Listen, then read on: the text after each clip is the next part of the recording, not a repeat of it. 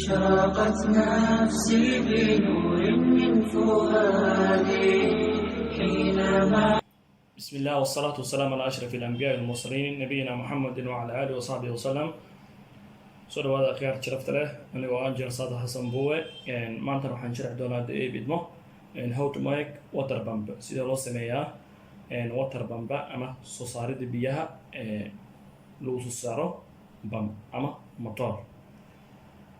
halkan hadda waxaan ka haysanaa diagramkan ama jaantuskan oo jeedaan markaan jaantuskan wuxuu ku turjumaa sidoo uu samaysan yahay project kan waxa waaye marka IR sensorkan yaan halkan ka haysanaa iyo waxa kale haysanaa markaasay 1k oo ohm ah resistance haysanaa iyo wax kale halkan ka haysanaa markaasay transistor aan halkan ka haysanaa waa kan waxa waaye base common emitter key kan waxa waaye supply waaye meeshii dabku ku helaa waxaan isticmaalnaa 9 voltage battery aan isticmaalnaa 9 voltage oo battery halkan ka isticmaalnaa doo bidmo kan waxa waaye motor pumpigi waaye أصحاب شرفت له وبروجيكتر أو أدو ير أنه فائدة له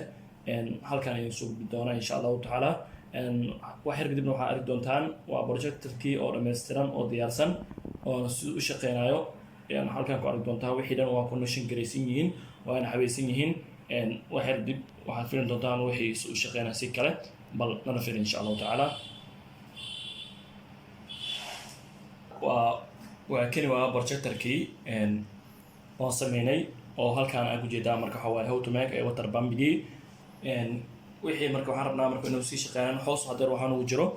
water pumpigi wuxuu yaalaa marka hoostan uu yaalaa halkaan ugu jira waa kana hadeer oo wixii biyaha soo saar lahaa kan waa tubadii iyo kan waxa waaye hadeer inta insha marka IR sensorki waaye kan waxa waaye switch aan isticmaalnay oo san dims idaar oo motorkii marka meeshii lagu xukumo waa 9 voltage kii battery waa kana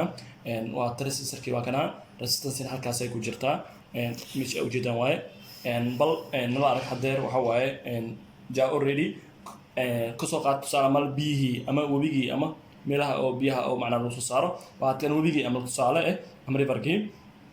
waa kan waxa motor pumpigi inuu gudaha ku jiraa sidee loo soo dhalin karaa marka biyaha lagu saari karaa marka dibadda loo saari karaa marka bal aan arrin insha Allah taala hadeer waxa waaye switch aan isticmaalna sababtoo waxa waaye switch wuxuu ku turjumaa markaasi waxa dhow markii biyaha marka isticmaal ka bidist ama isticmaal ka dhamaysid waa inaad damin kartaa bal on aan dhaano marka switchkana on aan dhaano waa kana isla markii waxaan rabaa biyihii waa kana saan u shidmooyin waa kana biyihii IR sensorkii uu shidan yahay waa kana biyaha aad u ay motorkii biyaha uu soo saaray ama loo kariyan tahay markaan howlaha aan ka dhamaysto hadhow waxaan rabaa marka biyihii in macnaa iska off gareeyo sababtoo ah howlaha markaa dhamaysid waxaa fiican inaad biyihii iyo iska off gareysid waa kana biyaha waa kana u jeedaan saa u socdaan waa kana already waxaan rabaa marka inaan iska off gareeyo waxaan off gareynaa marka switchkan u sameeyay ka off gareynaa isla markii automatic ahaan waa isbaqtiisiyay ama waa joogsaday haddana kadib markaa rabo wixii dan howlaheedan dhan kale dan meelaha kale dan waraabiyo ama meel kale dan u jeesto markaa rabo haddana waxa waaye insha Allah iska daaradana switchkan daara marka biyaheedana already way socdaan waa kana saas waay akhyaar sharafta leh waa projectorkan waa how to make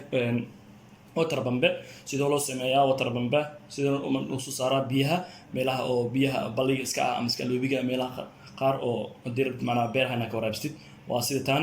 akhyaar sharafta leh waxaan arki doontaan gordhow insha Allah mar kale waxaan soo gelin doonaa projector kale oo na quseeyo sida loo soo saarin karaa ama solar key oo biyaha macna webigiisa loo sameyn karaa taasna waa soo wadnaa insha Allah taala kusoo dhawaada channelkeena Somali Touch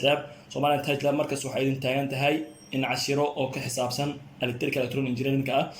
qaybkeeda macna waxa waaye faa'iido leh wax kasta idin soo gelin doonaa idin kala naqda kuwii ka faa'iideysto oo na daawado oo na like noo dhaho share noo dhaho subscribe noo saara soo dhawaada aniga Angel Saad Xasan Buwe waxaan idin leeyahay assalaamu calaykum waraxmatullaahi tacaala wa barakaatuh.